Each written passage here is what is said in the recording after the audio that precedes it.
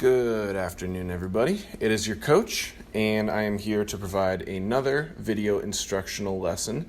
Today's subject is going to be stereo imaging and mixing with mono, mids, and sides. Now, that probably sounds like a bunch of crazy shit, and it honestly is. I'm going to do my best to explain things as good as I possibly can and try to make this concept as easily digestible as possible. So,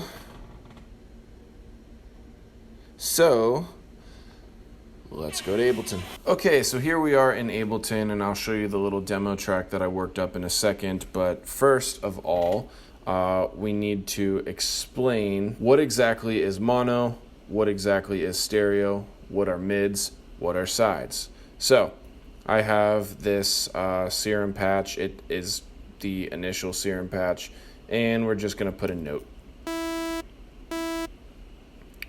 Just like that. There's our note. Turn that off for now.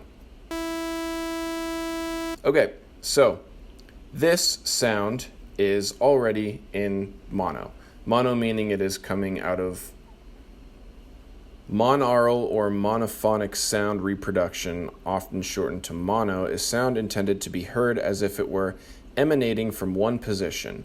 Monaural recordings, like stereo ones, typically use multiple microphones fed into multiple channels on a recording console, but each channel is panned to the center.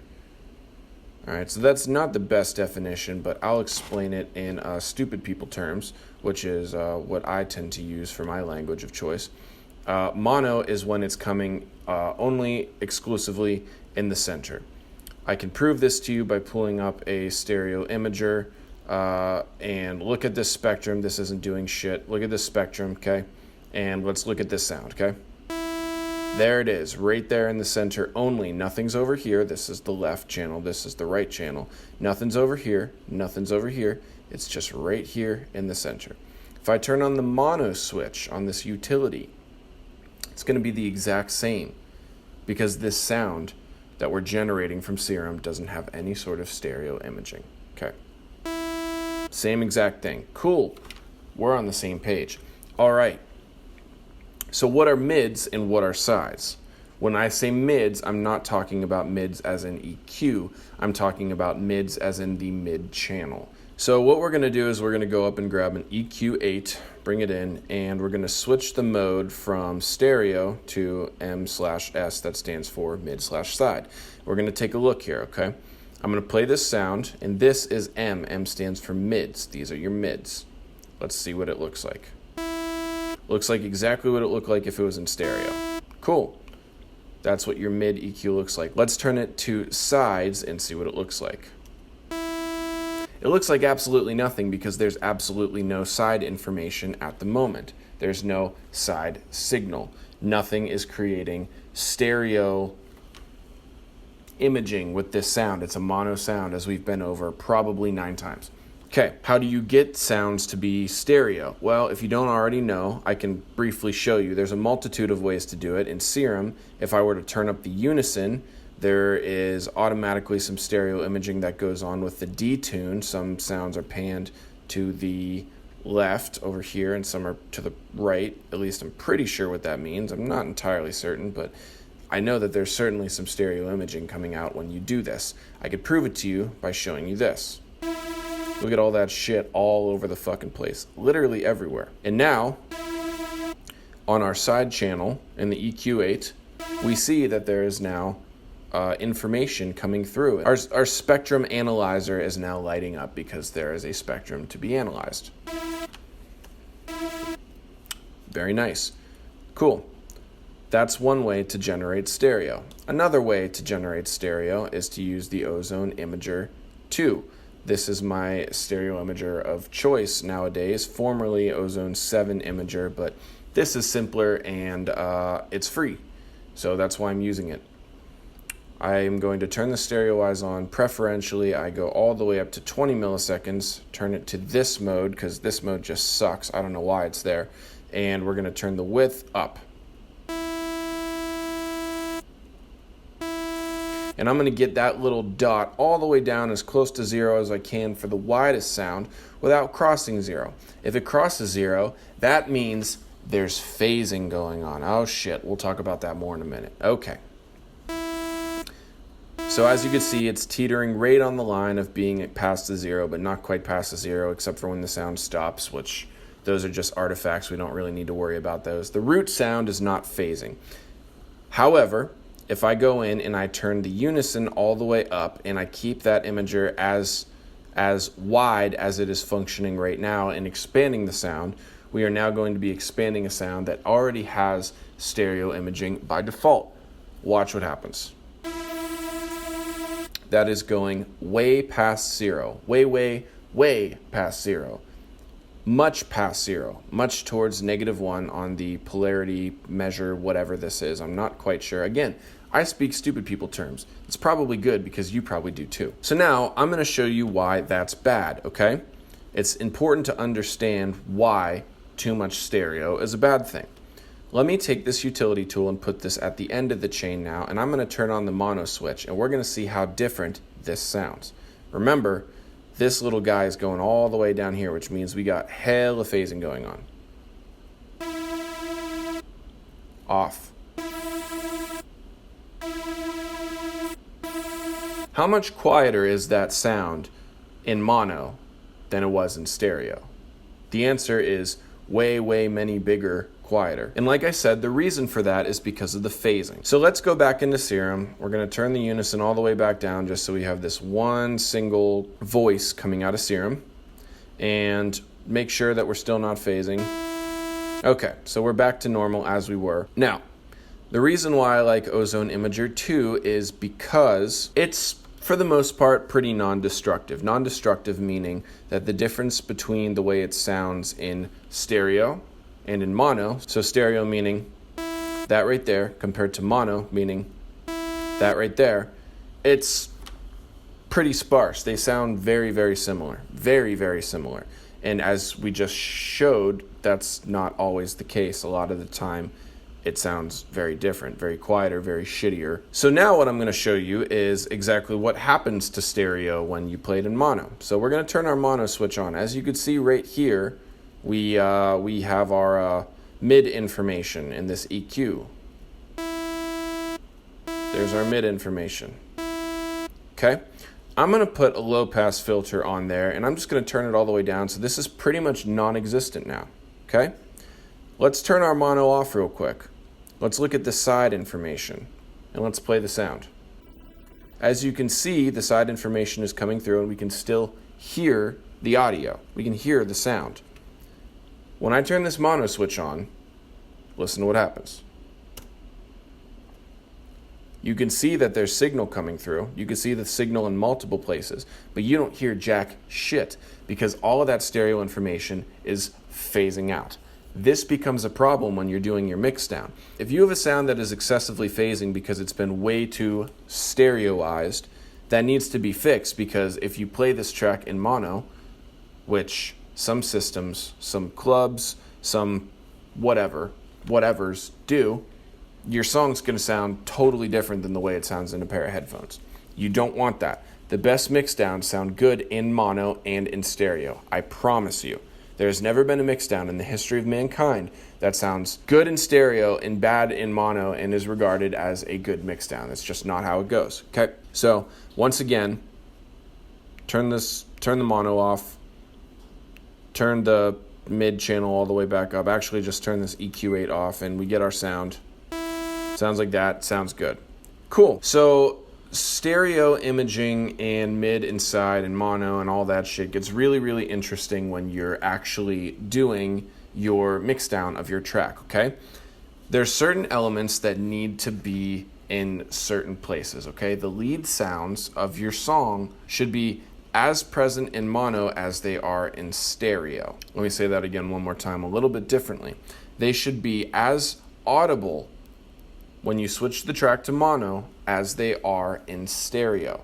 So if it sounds good in stereo and it sounds good in mono, that isn't happening. That's not going on. That means that there's way too much stereoization, there's way too much phasing going on, if your lead sound sounds good in stereo, but not in mono. So what we're gonna do now is I'm gonna get rid of that, and I'm gonna go check out this track that I made. It's literally just a demo, not that good, doesn't matter, that's not what this is about. This is to demonstrate various elements of a track and their mid-side, stereo, mono, whatever, functionality and their role and all of that shit. We're gonna go down every sound, mostly every sound, and I'm gonna explain why it has what it has, okay? And I'm also gonna show you a rack, because I made a rack. What else? What else is new? All right, so first of all, let's listen to this track in stereo and see how it sounds.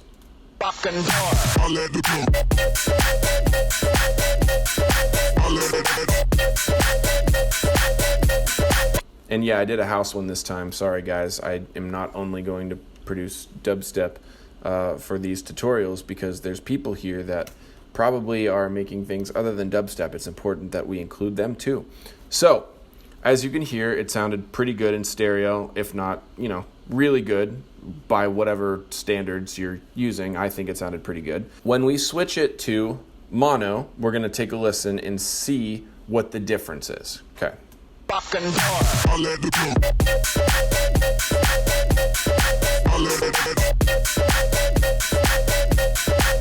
Well, the first difference is that obviously it doesn't sound as good. We know that. Mono doesn't sound as good as stereo. We have two ears. Something that sounds the same in both ears isn't going to sound as cool and dimensional, I guess, as something that is making slightly different sounds in each ear. It's just how it is. That's why stereo sounds cool. Stereo sounds bitchin' because there's differences that have an effect on our brain that make us think, oh, this is creating space. This has space. It's like if you're in a room and you hear your fucking dog barking on the left and you hear a guitar on the right. It's like that's what stereo is. There's different information on each side. That makes mixes sound cooler. As you could tell, in this mix down, there's not a whole lot of difference between what it sounds like in mono and what it sounds like in stereo when it comes to the core elements of the track. The core elements of the track need to be present in both stereo and mono. What are the core elements of the track? Let's go and dig this out and I'll fucking tell you. Okay, first things first, we have the lead. This is what it sounds like. Don't look at that. We're not allowed to look at that yet. That comes in a minute.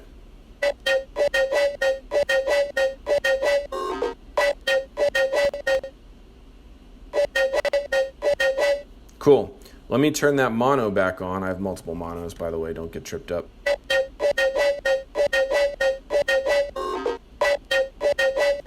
Okay, so obviously it doesn't sound that much different in mono than it does in stereo.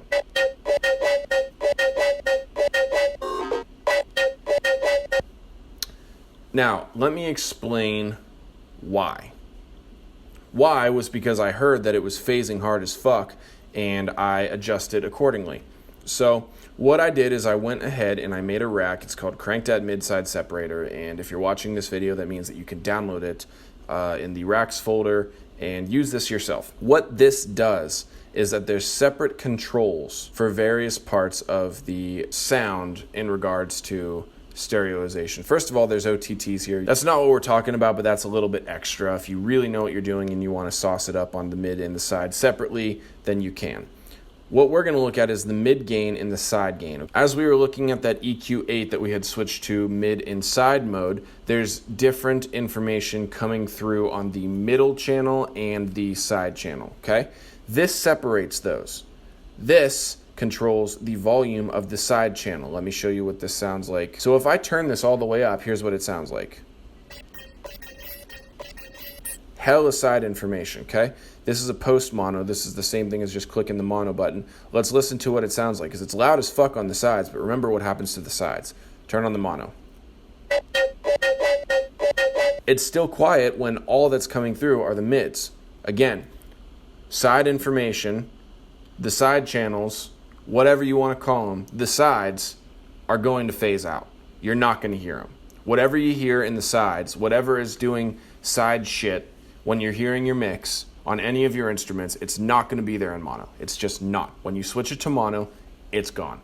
Bye. Turn this off, bring this back down to where it was. Let's listen to what the mids sound like, okay? Let's turn the mids down, first of all. and back up. So as you can tell, when we were really jamming that mid gain right there, it started to sound very similar to what it would sound like if we just turned on the mono switch. Again, that's because in mono, all that side information is gone. It's the same as turning that all the way down or that all the way up, whatever. So this tool is here to help you balance. If you hear there's a fundamental issue with your sound, you can use this to make an adjustment, like I did. What was the issue with my sound? Well, let's take a look. Let's turn that off. You probably can't hear shit. It probably sounds fine. Honestly, it sounded fine to me until I went and switched it to mono. Let's do that now. Compared to stereo, that sound sounds way more present in stereo than it does in mono. And again, the reason for that is because that means the mid channel was not loud enough. What did I do? I turned it up. And I also did a little bit of some shit with that. Again, as you gain experience, you'll be able to toy with these and understand what they're doing. Right now, we're just looking at the mid gain and the side gain. I turned my mids up, and it sounds not as good as it sounds in stereo when it's being played in mono, but pretty damn close. It still sounds like the same sound. It still sounds like the same comparative volume. The volume of this sound sounds the same in mono compared to all the other shit. It sounds the same compared to everything else. It's the same volume. It sounds the same. Does that make sense? I hope that makes sense. I really fucking hope that makes sense. I'm doing my best. This is a very complicated subject matter that took your boy here about, let's see, 2020? Yeah, about almost 9 years to figure that shit out. So when you're doing your mix down and considering mono, what you need to ask yourself is, what elements do I have here and what do they need to sound like in mono? Obviously, your lead should be a focal point whether it's in stereo or mono. The sub should be present in mono always. Vocals, should be predominantly mono with a little bit of extra. High percussion and snares can vary, but it's important that they sound good in mono. And what about some of the other stuff? Obviously, those aren't the only sounds here. Let's take a look at this BG siren. What does BG stand for? Background. Let's listen to it. Sounds cool. Let's play it in with the track.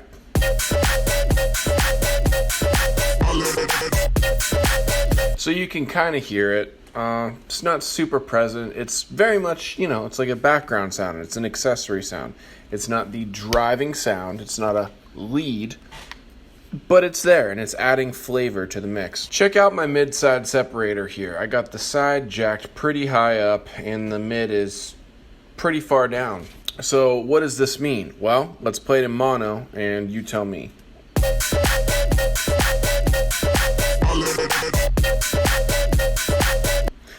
You really can't hear it that much. And the reason why is because it's not that important.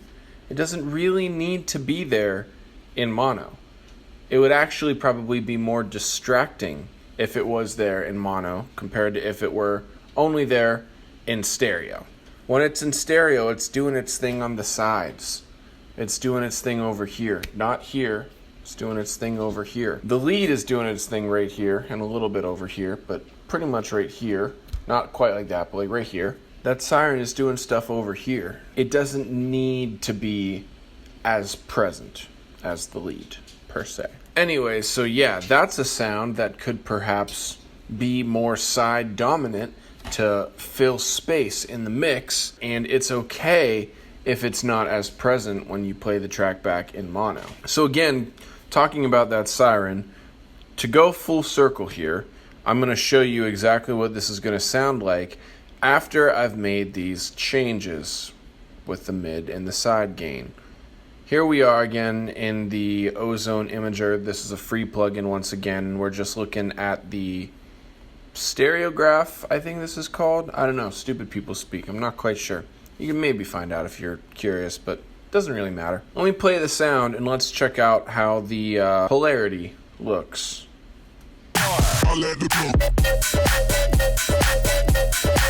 Yeah, so as you could tell, that's pretty much phasing more than it's not. And that's what happens when the side information is more prominent than the mid information. Let's take this imager back up to this lead and check that out.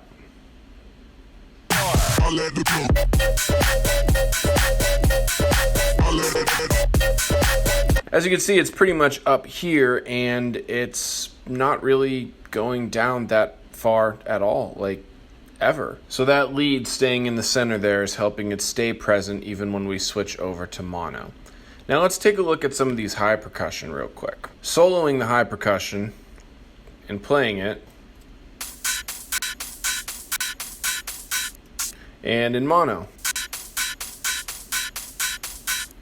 So obviously this sounds pretty good in both stereo and mono. However, there are different elements, different sounds playing here that have varying qualities when it comes to their mid and side information. But the important part is that when you switch it over in mono, you still hear the main sounds just as present as when it's in stereo. Think of stereo and the side information as where you keep your details. That's where all the fun extra stuff goes. What should be in mono is kind of the more black and white, more simple. Hope that makes sense. Alright, so we just talked about mid and side and stereo and mono, and it literally took so long the sun is now down. But that's just what happens with this subject matter. This is one of the most complicated subject matters and one of the hardest to master. Hopefully I did an okay enough job of explaining this and showing a couple different ways that stereo and mono sounds can be used, and also the reasons why it's important to make sure your mix sounds good in both stereo and mono. You probably have heard somebody say or tweet or whatever at a various instance, make sure your mix sounds good in mono and stereo. And for the longest time, I was like, what the fuck does that even mean? I have no idea. What that really means isn't make sure it sounds like good in both. It's make sure your mix sounds great in stereo and good in mono. Good meaning having all of the core elements still audible, still just as present, still sounding the same in relation to one another as they do when you play it in stereo. That's all I got. This is Coach Crank. I'm signing off, and best of luck with your mid-side information, stereo, imaging, mono, switch, triggering, mix downs. Good luck and hope this helps. I'll probably do a part 2. Bye.